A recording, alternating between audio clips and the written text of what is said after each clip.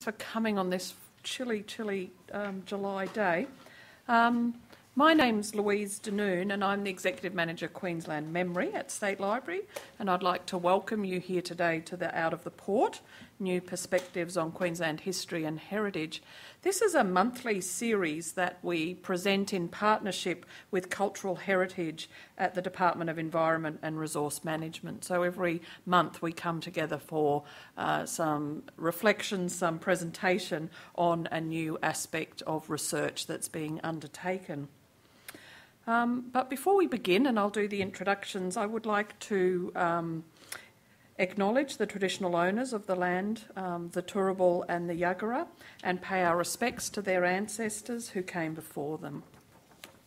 So today we are here today to pleased to be able to present the 2010 John Oxley Library Fellow, Dr Jeff Rickertt. The JOL Fellowship is an initiative of State Library that encourages the research and documenting of Queensland history using sources from the John Oxley Library and the State Library more generally.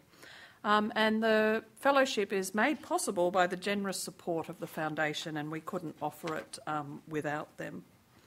So back to Jeff. Jeff is a respected historian, author, and importantly in this setting, a University of Queensland librarian. Jeff will be discussing his work and findings that he did as part of the fellowship on the making of Ernie Lane. So after his presentation, there'll be an opportunity for some questions. Please note that we're actually recording today and make available the talk on the website, so if you want to go back to points, or if you don't want to be recorded asking a question, please be aware of that. So please welcome Jeff to speak.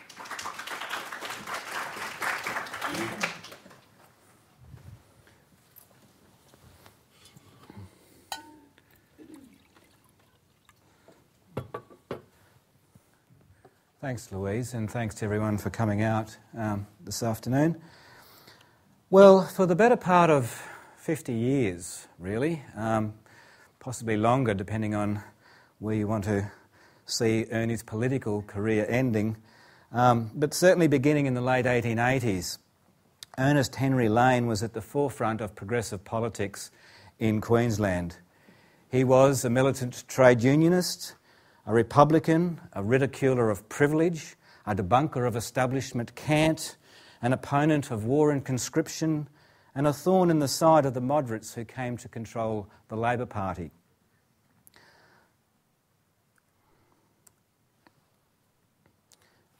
Journey there.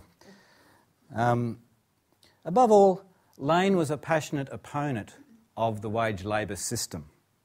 Capitalism, Lane argued, not only impoverished people materially, it crushed them intellectually and spiritually, denying them the opportunity to realise their full human potential as reasoning, creative beings. Lane, in short, was a socialist. Friend and fellow radical Ted Brady called him a consistent, cultured and conscientious communist. Labor Party historian Dennis Murphy referred to him as a political romantic, a dangerous believer in pipe dreams. Alex McDonald, the General Secretary of the Queensland Trades and Labour Council, called Ernie a staunch fighter for the Australian and international working class, a tireless activist whose faith in the creative ability of the people and firm adherence to principle served as a splendid example to the youth of the labour movement. Whatever version of Ernie Lane, the rebel, we choose to accept, and there are many on offer, we are left in no doubt that a propensity for rebelliousness was the defining characteristic of this man. And yet, in the actual life of Ernie Lane, this was not always the case.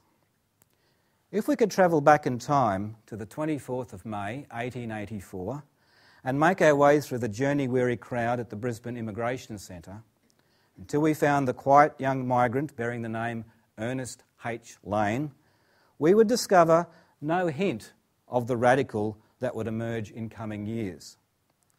Born in Bristol in December 1868, Lane was the son of an English mother and an Irish father of Catholic peasant stock, who had converted to Protestantism as he endeavoured to make his way in the world. Ernie grew up in a conservative household. His father, James, was a nurseryman and florist, at one time employing up to 20 workers to service the landscaping needs of the region's well-to-do. Along the way, James fervently embraced the ideology of conservatism, becoming chairman of the Bristol Conservative Workingmen's Club, a Poor Law guardian, and a popular Tory speaker. Ernie's mother, Caroline, had been in service to Dorset House, one of the grand residences in the Bristol district of Clifton. When the Lanes married, they settled into nearby Manila Cottage, part of Manila Hall, a large estate established by Sir William Draper and named to commemorate Draper's role as a leader of the British Expeditionary Force that captured and brutally occupied Manila in 1762. Sir William was the kind of figure Ernie grew up admiring. "My greatest delight," Lane recalled in his memoirs, "was to get a talk started on England's history and naval and military heroes. I knew no others. I once said that I would rather have a talk on great men than a piece of cake."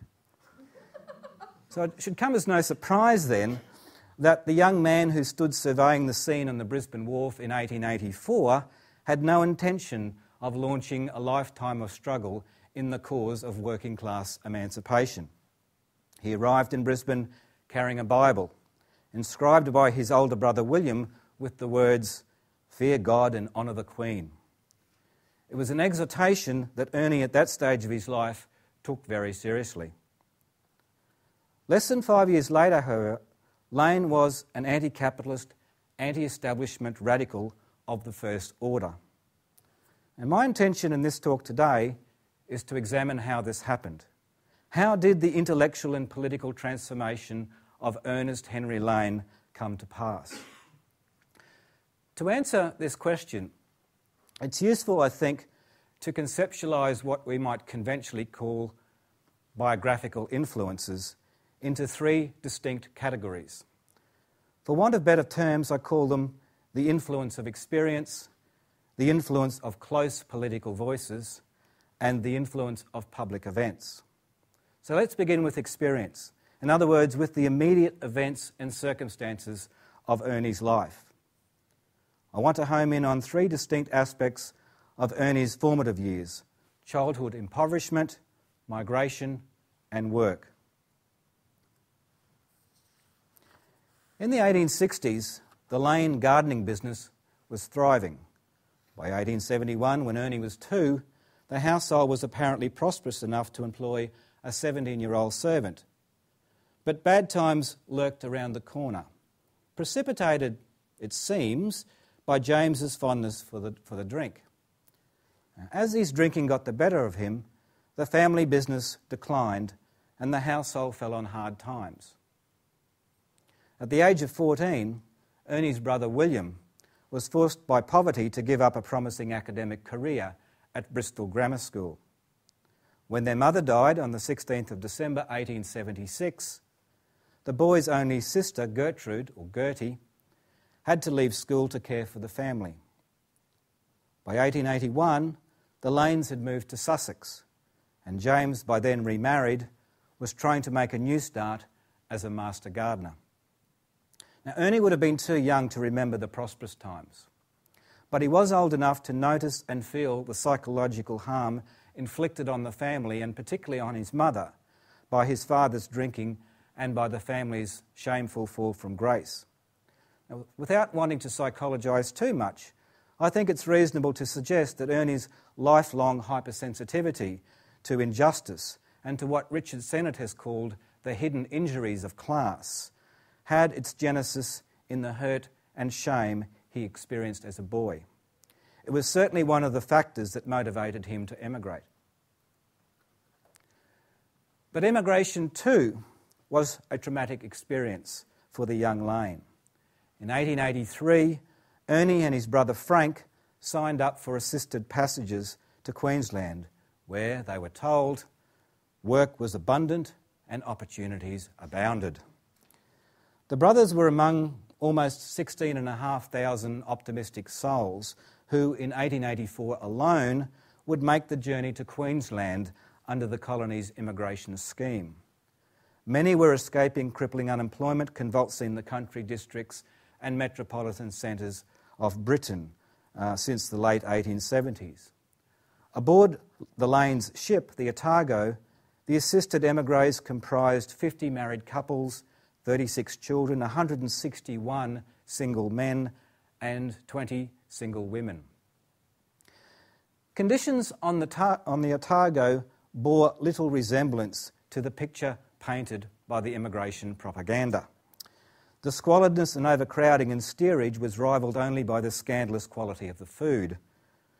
Complaints to the ship's surgeon, Thomas MacDonald, met with, at best, small and temporary concessions. Reprisals and favouritism formed the more usual pattern of official behaviour. Now, to make matters worse, the ship had barely left sight of the English coast when the captain announced that those in steerage were required to carry coal and pump and haul water for the benefit of the crew and the passengers in the saloon area. Those who refused were denied fresh water and had their food restricted. Now, passengers in mess groups numbers 8 to 17 responded to this edict with a strike. But as one of their number, Thomas Williamson, recorded, the consequences of this direct action were dire. We tried hard at tea time to get some hot water, but they would give us none. I managed to get a little drop from number 2 mess, which made a mouthful of tea for some of us. Manning and I have eaten nothing for the last 2 days. On the 12th of April, he reported another strike by some members of the number 10 mess. Again, the men were punished with an enforced fast. Several recalcitrants were said to have been kept on biscuits and water for the greater part of the voyage, at least one of whom had paid his passage in full. Now, Ernie left no recollection of any of this. His memoir skips over the voyage. So we do not know precisely how he and Frank were affected by the shipboard conditions or by the behaviour of the officers. We do not know if they were involved in the strikes or other forms of resistance that occurred. But we do know that they were there amongst that human cargo down in steerage, treated little better than convicts. They could not have avoided the mistreatment. They could not have avoided bearing witness to the acts of solidarity and kindness the victims displayed to one another, much of which has been documented. They could not have failed to be privy to the below-decks discussions about their common plight and about the options for collective self-help and resistance. It's very difficult to imagine that in these circumstances, Ernie would not have asked himself some hard questions about a system of authority that would treat people so poorly. When actually faced with the callousness and pettiness of this form of class oppression, Ernie would have found that it could not easily be explained away or justified with the conservative nostrums of his youth. It is likely that on the voyage to Queensland, injustice and solidarity registered for the first time as aspects of Lane's socially lived experience. Having survived the voyage, Lane then had to find work. By late 1883, the Queensland economy was entering a crisis. Drought struck during the year and unemployment in Brisbane began to rise. George Lansbury, an older contemporary of Lane's and later the leader of the British Labor Party, described his impressions of Brisbane when, like Lane, he arrived from the old country in 1884. "The first glimpse of a friend's face on shore," he wrote, "sent our hearts into our boots. There was something so pathetic and far away in the faces of the people, the kind of wretchedness which disappointment stamps on the faces of those whose hearts are sick and whose hopes are gone." Lansbury soon discovered for himself the reason for this distress. We had come to Australia to get away from competition and to live a simple life. As a matter of fact, we had come into a very hell of competition. Lane observed this distress too, but managed to avoid the calamity of prolonged unemployment by securing a job on a dairy farm at German Station, north of Brisbane. The farm was run by Andrew Wagner, the son of Johann Gottfried Wagner, one of the evangelical German Lutherans who had descended on the area in 1838. In the 1880s, German Station still lay well outside the parameters of Brisbane. Adjoining Kedron was still a separate town in 1889. But the city's residential reach was expanding and industry spreading. By the time Lane took up his position at Wagner's, a railway line serviced Nunda and a railway carriage and wagon workshop was established in the area, attracting new residents and additional small businesses. The farm supplied the dairy needs of this burgeoning local community and also extended in to supply the needs of Brisbane itself. Andrew and his siblings were all skilled farmers, having been trained in dairying from childhood. It was perhaps a sign of the farm's success in these years that Wagner was compelled to look to a source of labour outside his own family. The young and vulnerable Lane was the dubious beneficiary of this decision, employed in the dairy for 7 and 6 per week at a time when bricklayers and carpenters, for example, were receiving a weekly wage of 50 to 60 shillings. For his modest income, Ernie was expected to start work at 1:30 each morning, Sundays and holidays included. It was a hard job, made all the more alienating by its loneliness and isolation. While the Otago experience was made bearable by the solidarity of fellow sufferers, there was no such solace in companionship to be found at German Farm. Though there is no suggestion that Lane was physically mistreated by the Wagners, neither is there any indication that he formed any emotional bond with the family. The experience of 12 months of lonely toil for a pittance and pay, he later wrote tersely and perfunctorily, was not altogether wasted. So we see that the migration experience did not break Lane in the way that Lansbury's friends were broken. He endured. Nevertheless, he was not unaffected.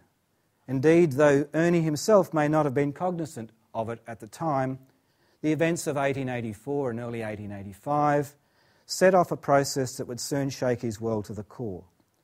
All of these lived events were like blows raining down on Lane's naive and flattering view of authority. While in a formal sense, he may still have been a conservative in 1885, with each new blow it became more and more difficult to regard the existing arrangements of power and privilege as something to be defended, let alone celebrated.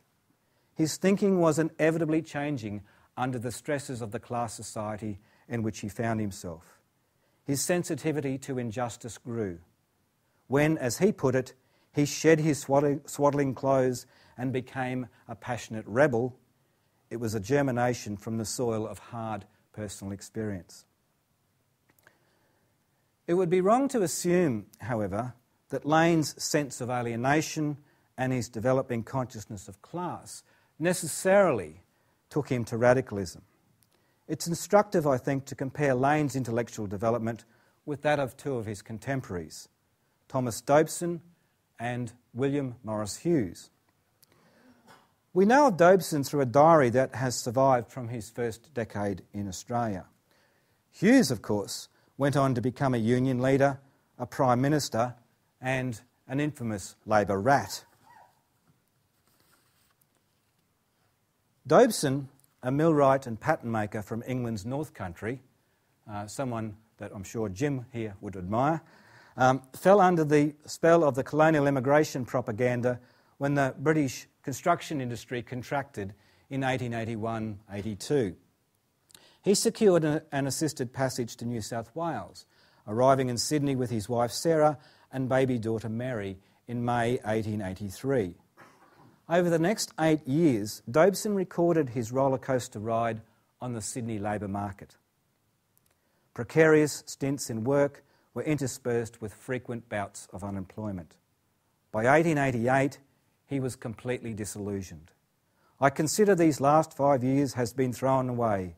I have made no progress at all," he confides to his diary. His diary conveys a smouldering anger at his plight. and he writes sympathetically of the agitation of the unemployed. But he kept his distance, and his diary offers no political solutions beyond a vague support for protectionism. The editors of Dobson's Diary, Graham Davidson and Shirley Constantine, point out that Dobson's narrative was not unusual for his generation. He represents, they argue, an entire group of class-conscious immigrant working men who, they write, remain largely isolated from formal politics and whose beliefs, as far as they took systematic form, formed around the essentially inward-looking and defensive doctrines of populism, protectionism and racism. And with the wisdom of hindsight, Ernie insisted that he was bound to become a rebel. But Dobson's story reminds us that a tough migrant experience was no guarantee of this. Despair or cynicism or obdurate endurance were equally possible outcomes. As Dobson himself pointed out, even suicide was not uncommon. So in many respects, Lane's story is closer to Hughes's. British-born Hughes was the son of a conservative tradesman too, and as a single man had also arrived in Brisbane in 1884 as an assisted immigrant. He led a roving life for several years, holding down numerous jobs in rural Queensland and in Sydney before settling down in Balmain, where in 1890, as he put it, he found himself, after years of strain, stress and adventure, carried on the crest of the great political and industrial upheaval that led to the establishment of the Labor Party. Now the timing here is significant. If Lane and Hughes stand apart from Dobson in their overt embrace of radical politics, Lane's narrative differs significantly from Hughes's in that Ernie radicalised in 1886-87, a full 3 to 4 years before Hughes. Whereas Hughes was swept up in the tumult of 1890, Lane came to radical politics when it was still only a barely discernible ripple on the surface of Brisbane civil society. By then, Ernie had left German Farm and was employed in Brisbane as a grocer's assistant. But the colonial capital at that time had no radical organisations to offer. So what made the difference? What was it that hammered Ernie's general sense of estrangement into the radical political form that would soon materialise? The answer, I think, lies in the influence of what I call close political voices.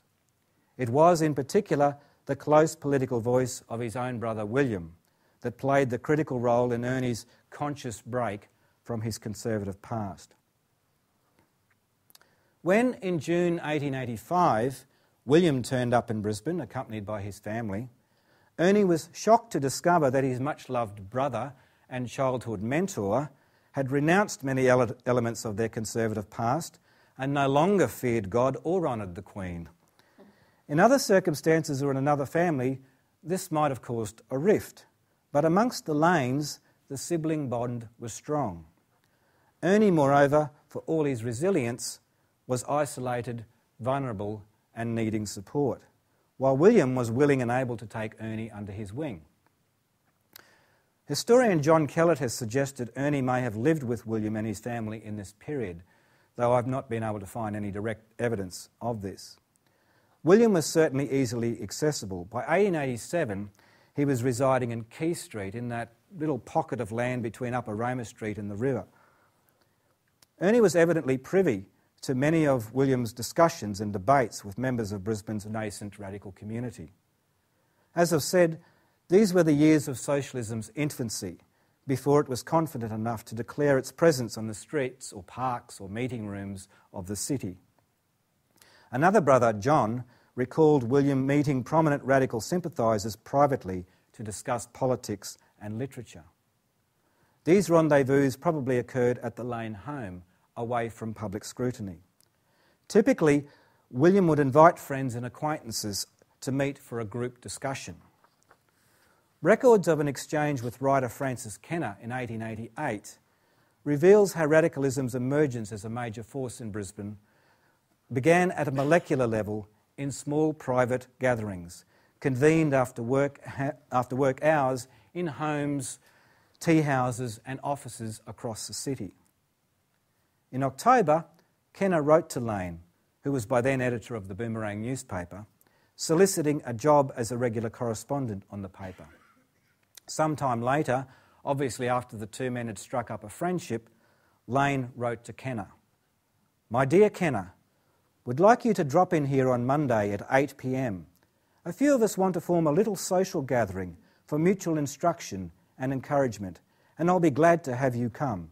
Fees nothing, rules none. Yours, W. Lane." Though not necessarily an active participant, Ernie was present at many of these little events. He observed William's heated arguments with the visiting radical essayist and poet Francis Adams, whose class struggle militancy was not to William's taste. He was there when William formed a Bellamy Society to discuss and promote the socialist vision of Edward Bellamy's utopian novel Looking Backward. And he joined the Society's dozen members who met regularly at George Marchant's hop beer factory in Bowen Street. Whether alone in William's company or together with other dissidents gathered by the light of kerosene lamps in rooms around town, there was always opportunities for Ernie to listen to and learn from these close political voices. And learn he did. Along with the Bellamy Society, the Boomerang newspaper, launched in November 1887 with William as editor, nurtured and rallied the city's tiny radical community. It was an outlet for radical ideas, and it provided employment for visiting socialists like Francis Adams. And this, in turn, helped prolong their stay in Brisbane and broaden the intellectual horizon for novice radicals like Ernie. Adams, in fact, became one of Ernie's most important influences after William. I found myself actually closely in sympathy with the extreme rebelliousness of Francis Adams, who was impatient of William's more demure methods, Ernie wrote. Basically, Adams was a class struggle socialist. Before emigrating to Australia in 1884, he had been a member of the Social Democratic Federation in London, which places him, to use Edward Thompson's words, at the effective birth of modern socialism in Britain. And we can say that Adams was present at the birth of the same movement in Australia. He helped introduce here the centrality of the labour theory of value and Marx's crucial conclusion that socialism would be created only by an act of working class self-emancipation, a message Adams carried into his own poetry. As he put it in the poem To the Sons of Labour, "Grave this deep in your hearts, forget not the tale of the past, never, never believe that any will help you or can, saving only yourselves." Adams's particular combination of poetry and politics proved to be an alluring mix for Ernie. He was also drawn in by Adams's status as a writer who could be linked back to powerful British literary currents, starting with Adams's erstwhile SDF comrade William Morris and working backwards from him to the great lyric poets of the Romantic tradition. And it's hard to overstate how important such a connection was for young radicals of the late colonial period. Literature and the literary occupied an absolutely central place in their movement, even more than folk and rock music would to a later generation of activists. Not only were books the lifeblood of mass radicalism, their limited availability in 1880s Australia ensured the reading experience was particularly intense, with a small range of texts being circulated widely, serialised in the radical press, read again and again, and even committed to memory. Sourcing or producing affordable editions of canonical works and disseminating them to a mass audience became one of the defining political tasks of the age. Ted Brady, soon to become one of Ernie's closest comrades and a lifelong friend, gives a dramatic account of the role books played in his own radicalisation in Sydney in 1890. And I quote, "Hugo influenced me greatly. Val Marquis' Ramayana intoxicated me. Arnold's Light of Asia half converted me to Buddhism, and to Draper's intellectual development of Europe and Winwood Reade's Martyrdom of Man, I still remain indebted. I swatted German philosophy, studied Spinoza, adored Goethe and wrestled with Spencer and John Stuart Mill. Darwin, Huxley, Lindell and Haeckel burst upon me with cosmic force. At 20, I took Das Kapital from the library shelves and sat down to the most technical, coldest and most compelling task of my life. I stood up, after renewals, a socialist and a man. Now, in 1887, Ernie's literary path to socialism and manhood was less convoluted than Ted's, for in Brisbane the range of texts was somewhat smaller, particularly in the field of political economy and history. But he made the most of what he found. The publication of a worthwhile book of a revolutionary nature, he wrote, was hailed a heaven-sent gift and eagerly procured and diligently digested. Of the texts Ernie did have on hand, the ones that had most impact, the ones that were the closest political voices, were those that spoke to his personal experience of political transformation. They included John Morrison Davidson's New Book of Kings, published in 1884, Olive Schreiner's 1883 novel, The Story of an African Farm, and William Morris's A Dream of John Ball, published in 1886. The New Book of Kings was, as its subtitle declared, a Republican counterblast. Just the kind of anti-monarchist diatribe one would expect to delight a young man in the throes of throwing over his own childhood worship of Queen and country. Ernie may have read the 1887 edition, deliberately published in the aftermath of the Royal Jubilee celebrations. The British monarchy, it declared, is perhaps the most colossal fraud and farce that ever existed in this world since man appeared on the face of the earth. Olive Schreiner's book, not surprisingly, is much subtler.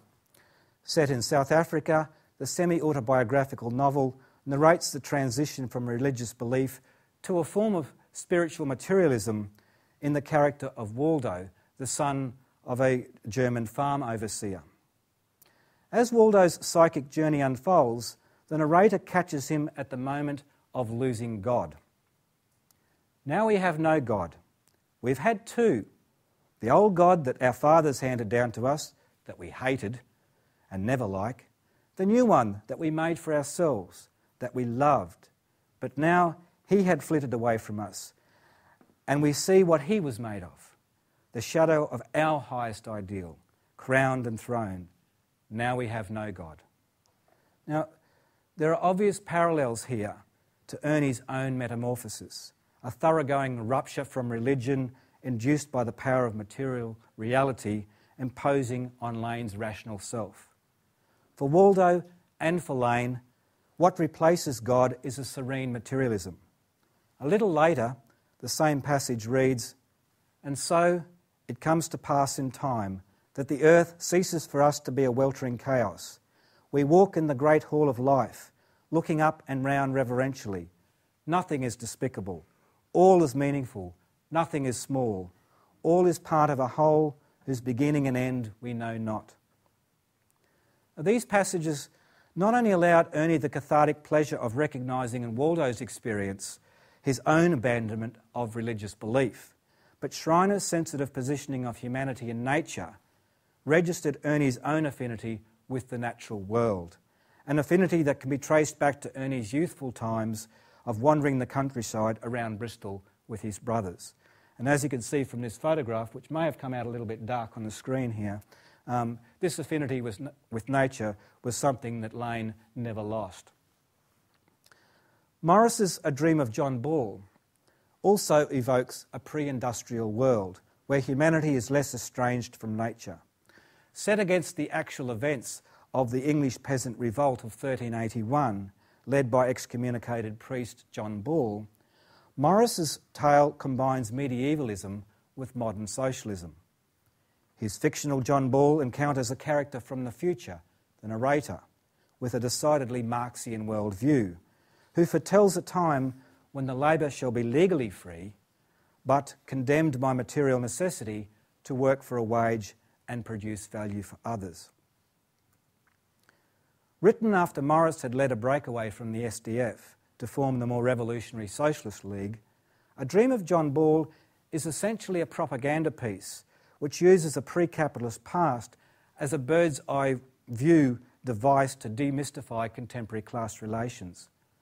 While the New Book of Kings and African Farm helped Ernie deal with the shedding of old ideas, John Ball served to introduce him to the new in the form of a rudimentary Marxian analysis of wage labour. Morris was a seminal figure for William and for Ernie Lane. John Kellett claims William took the pen name John Miller from The Dream of John Ball because the John Ball character, and in particular Morris's rendering of it, invoked the utopian socialist tradition which William was committed to continuing. Now this, in my view, is a misreading of Morris's use of the character by both Kellett and Lane. Morris has his narrator anticipate a day when men shall have the fruits of the earth and the fruits of their toil thereon, without money and without price. It would be wrong to interpret this, as Kellett does, as conclusive evidence of millenarian politics on Morris's part. Any number of radical traditions could have produced such a vision. In Morris's case, it is entirely consistent with the tenets of the revolutionary socialist movement he was endeavouring to build through the Socialist League. Nevertheless, in drawing on the John Ball story as he does, and more generally in his abiding preoccupation with medievalism, Morris certainly left himself open to misinterpretation by utopians like William Lane. Having been a disciple of Carlyle and Ruskin and a member of the Pre-Raphaelite Brotherhood, Morris stood, it should be remembered, as a bridge between the Romantic Revolt and modern socialism. William could never reconcile these two positions and was more attracted to Morris the Romantic Medievalist than Morris the Revolutionary Marxist. Ernie, on the other hand, drew from both wells and recognised the intellectual path linking the two. In a sense, Ernie was on the same journey as Morris, whereas William was stuck in the futile millenarian traditions of the past.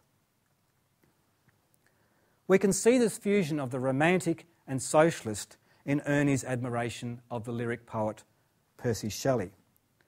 As important as the prose of Davidson, Schreiner and Morris was to Lane's intellectual growth, it's the poets who stood above everyone else in the literary world as Ernie's inspiration.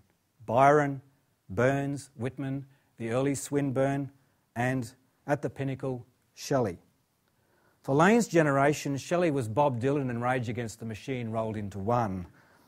This great singer of democracy and prophet of the future people's day of liberation, as Ernie once described him, expressed in verse of intense lyrical power the rage against class society, which Ernie himself felt as he went about his daily routine, working as a grocer's assistant, wandering the dirty streets of Brisbane, taking in the latest news of the world, and gathering with like-minded comrades to discuss what was to be done. Consider how in the poem Queen Mab, Shelley describes the predicament of those condemned to work as wage slaves. Hardened to hope, insensible to fear, scarce living pulleys of a dead machine, mere wheels of work and articles of trade that grace the proud and noisy pomp of wealth. As a mere wheel of work himself, a living pulley of a dead machine, Lane revelled in such imagery and embraced Shelley as a poet for his own age, a voice of his own generation. Obedience, wrote Shelley, makes slaves of men and of the human frame a mechanised automaton. One can picture the young Ernie Lane taking a long puff of his pipe and nodding his head in agreement when he read that passage. Politically, Shelley was the most modern and radical of the great romantic lyricists. Lane could turn to Shelley's The Mask of Anarchy and contemplate the violence of power and privilege of his own time.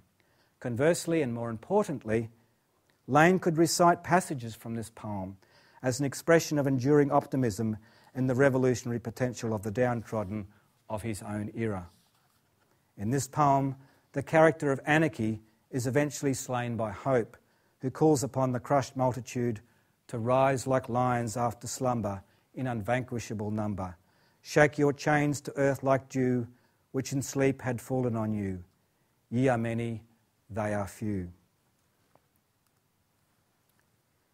Here in colonial Australia, meanwhile, the many were beginning to stir. And I want to turn now to the influence of public events on Ernie's thinking. The drought and economic downturn of 1884 notwithstanding, the 1880s was a decade of economic expansion, sparking a renewed assertiveness amongst broad sections of Queensland's working population. In 1882, after a lull of some 6 years, the campaign for an 8-hour day was relaunched with the founding of an 8 Hours Committee. While the committee's results were fairly patchy, the wider push for reduced hours and other improvements made important gains and had the lasting effect of disentangling the interests of labour and capital, especially in the trades. The house painters in Brisbane provided one of the best examples of this development. In March 1885, they met to form a union, which became the Operative House Painters and Decorators Society. And as the Brisbane Courier reported, the employers from the first showed a disposition to join them in a most friendly spirit. This attitude quickly changed when the employers discovered to their dismay that the union's rules insisted on an 8-hour day and overtime for work performed beyond the normal spread of a 45-hour week. Relations cooled even further when the union refused to compromise. A year later, the painters took on the masters a second time, demanding further improvements in wages and in overtime provisions. In March 1886, they downed brushes across the city to force the employer or employers to come to terms.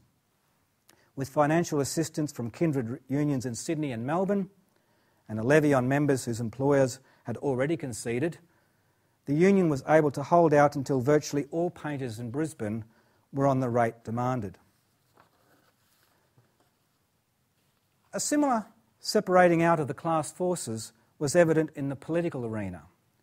When a Trades and Labour Council formed in September 1885, one of its aims was to send workingmen to Parliament, signalling a move away from the Liberal-Labor alliance of the early 1880s, which had in effect placed the local labour movement under the political leadership of the Liberal section of urban capital, led by Samuel Griffith.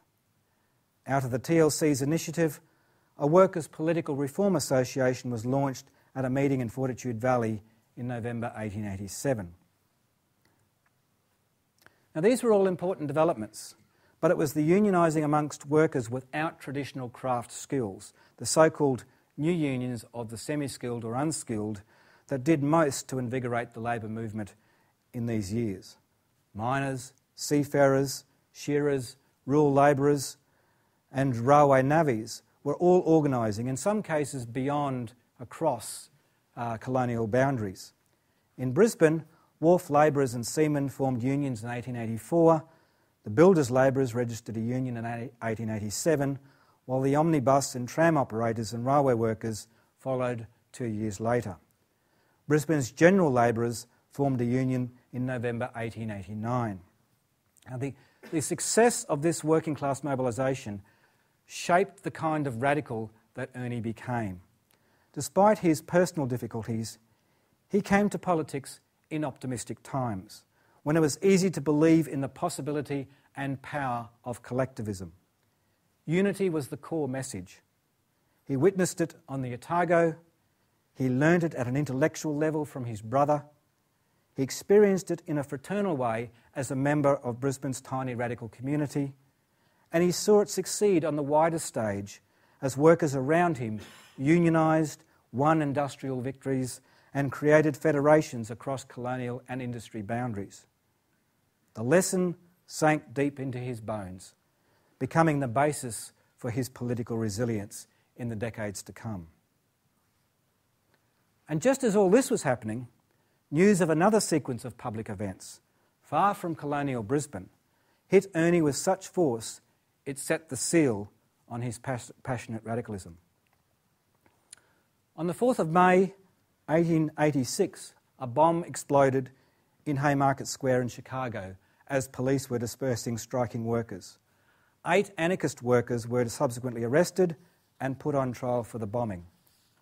All were convicted of inciting to riot, the prosecution having failed spectacularly to prove that any of them was responsible for the bomb.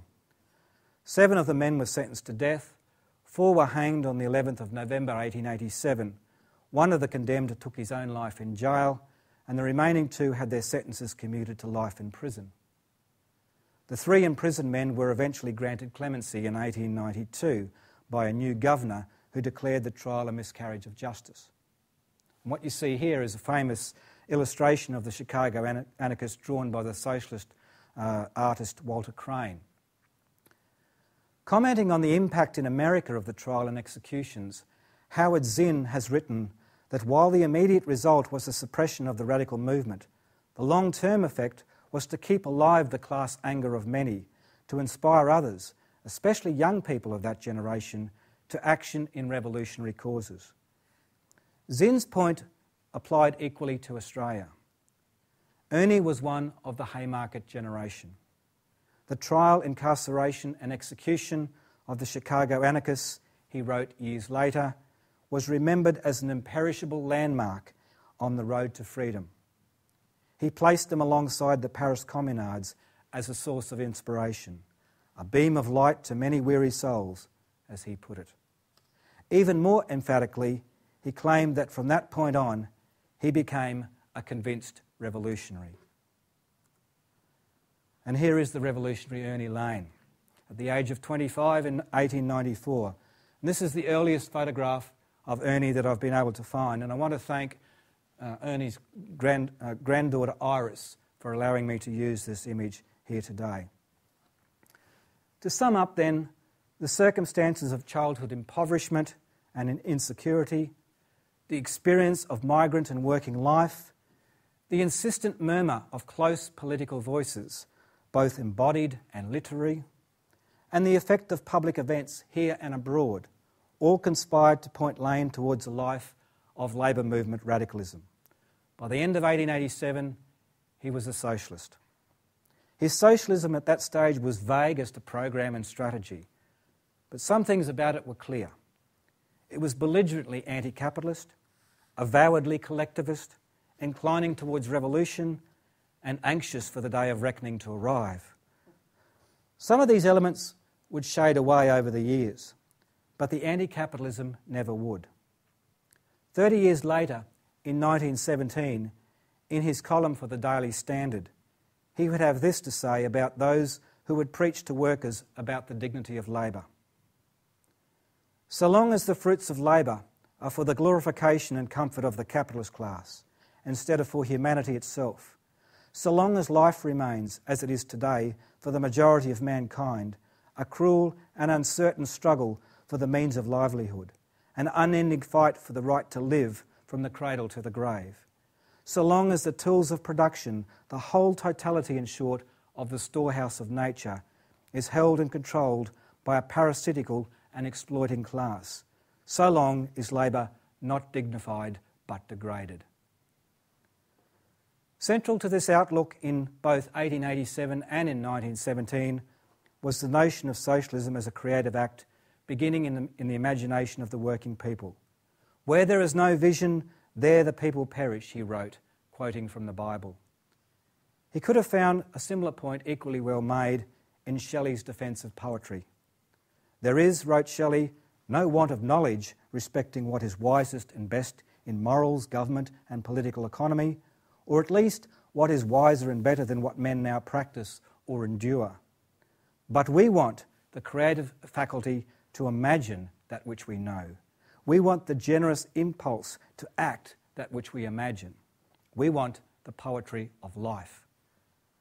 From Shelley and Morris, from the workers of Brisbane and Chicago, from his own brother and his political circle, and from his own experiences, Lane got the poetry of life, both of life as it was lived and life as it could be.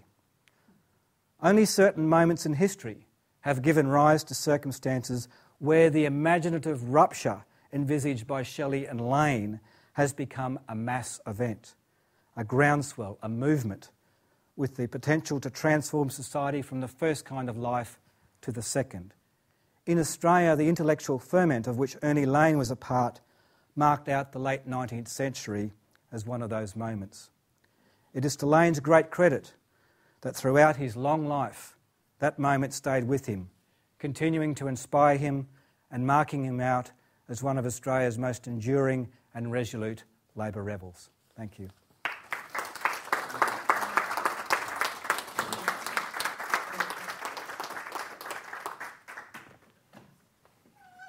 Well, we have a few moments for questions. Has there, or comments or perspectives?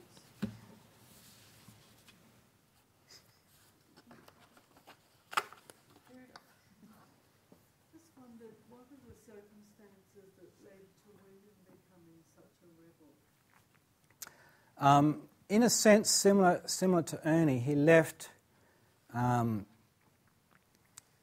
England and went to North America. He arrived in North America still holding conservative ideas. But it seems there he came into contact.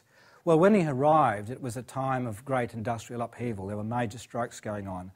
And then he came into contact with the Knights of Labour, which at the time was a clandestine workers' organisation, a mass organisation, a very large organisation. But he came into contact with them. And it seems, again, through that process of the experience of his own difficulties and the exposure to a large industrial movement, and in particular the ideas of the Knights of Labour, that in that process of time in North America, first in Canada and then in Detroit in the United States, he became a radical too. John Kellett fairly persuasively argues that many of the ideas that William came to Australia with came from the Knights of Labour, and he lists a whole series of them, and I think it's pretty convincing. So I think, again, a range of things to do with the migrant experience, to do with his own difficulties, his own estrangement from society, and in particular the exposure to those social and political forces in North America.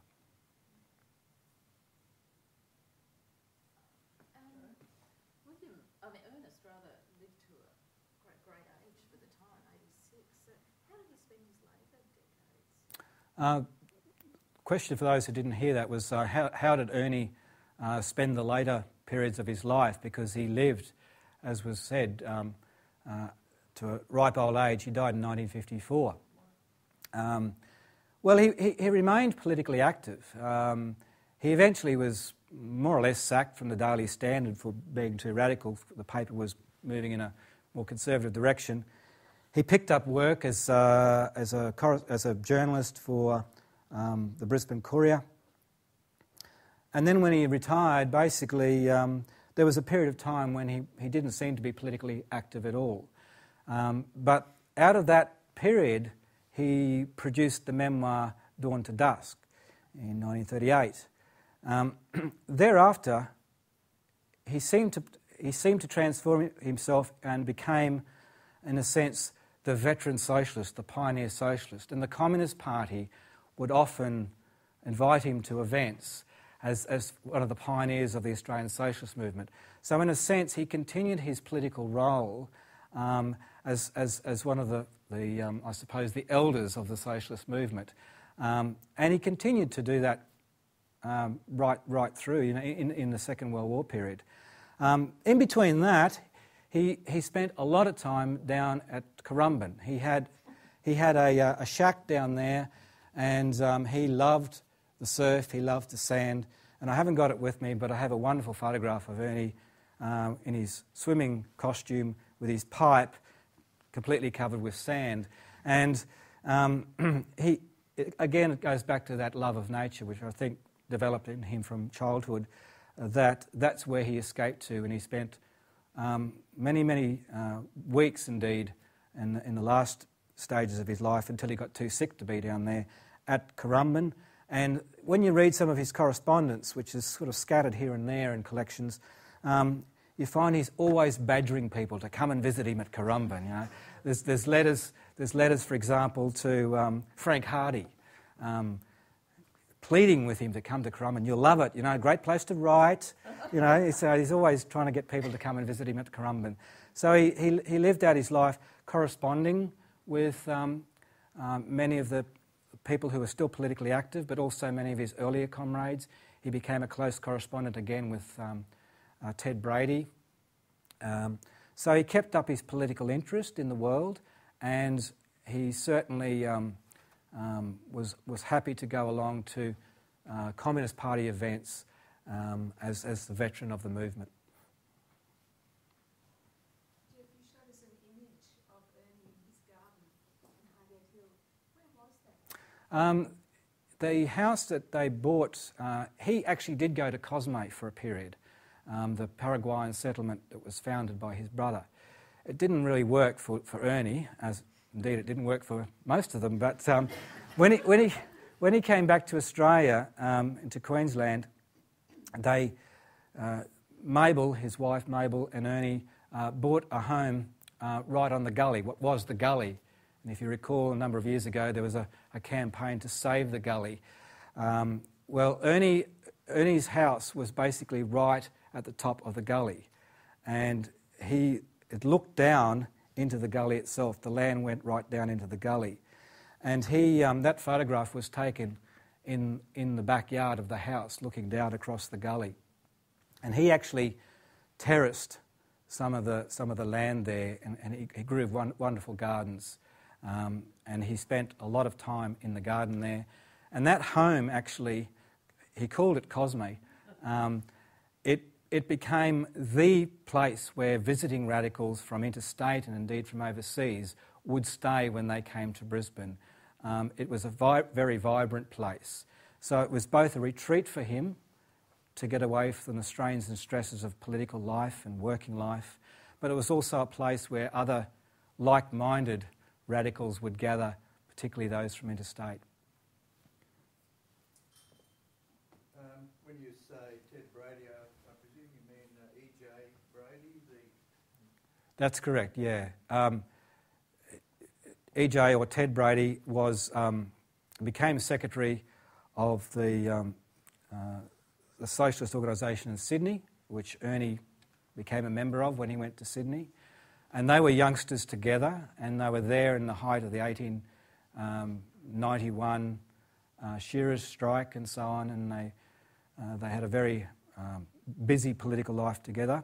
They actually roomed together in some squat in Sydney, so they became very close. But Ted Brady actually became very disillusioned and left politics completely. Spent decades having nothing to do with politics. But I discovered firstly in the 1930s, possibly a bit earlier, late 20s, they started corresponding again after many years. And there's a wonderful series of correspondence where Ted basically comes back into politics, not so much actively, but certainly engaged in politics and certainly with the old sort of fire that he had as a young man in the early 1890s, and they continued to correspond right through until Ted died a few years before Ernie did. Okay, one more maybe.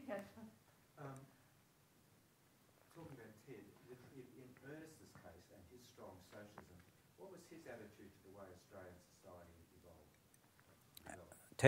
Ted Brady? Ernest. The question is Ernie's attitude to the way Australian society was evolving. Well, I suppose you can divide that question up into two parts. As the 1920s and 1930s went on, Ernie was increasingly disillusioned with the Labor Party, which was a party that he helped to found, but he was increasingly uplifted by the workers' movement. So I think there are times when Ernie became quite disillusioned and bitter, and if you've read Dawn to Dusk, you get a strong sense of that disillusionment and bitterness. But at the same time, he took a lot of heart from what he saw around him in the developing workers' movement. So I don't think, I think there was Ernie was quite optimistic. He remained an optimist despite periodic bouts of disillusionment. He kept on coming back to it because he genuinely believed that there would be a time when all of this oppression and exploitation, competition would be put to one side, and he looked to the workers' movement to do that. And I think into the 1940s, in the 30s and 40s, he retained that belief. He was quite optimistic. What a fantastic note to end on. So please can we thank Jeff for what was just the most amazing and insightful presentation. So thank you.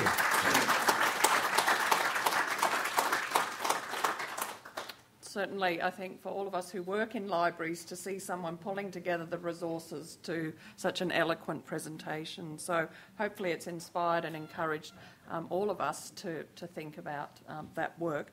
So a big thank you to Jeff. And as I said earlier, that the presentation will be podcast on the website, so in a few days you can access it again. It's very dense with detail and comments. Just next month we meet, it's a bit out of sync because of Eka Wednesday, so it's the Wednesday after Eka Wednesday, which we're looking at Trish Fielding, coming from another hotbed of radicalism in Townsville to come and talk about Flinders Street and the work that she's done on the social, political and economic growth of Townsville in the 20th century. So the groundwork has been laid here. So thanks again, and we'll see you next month.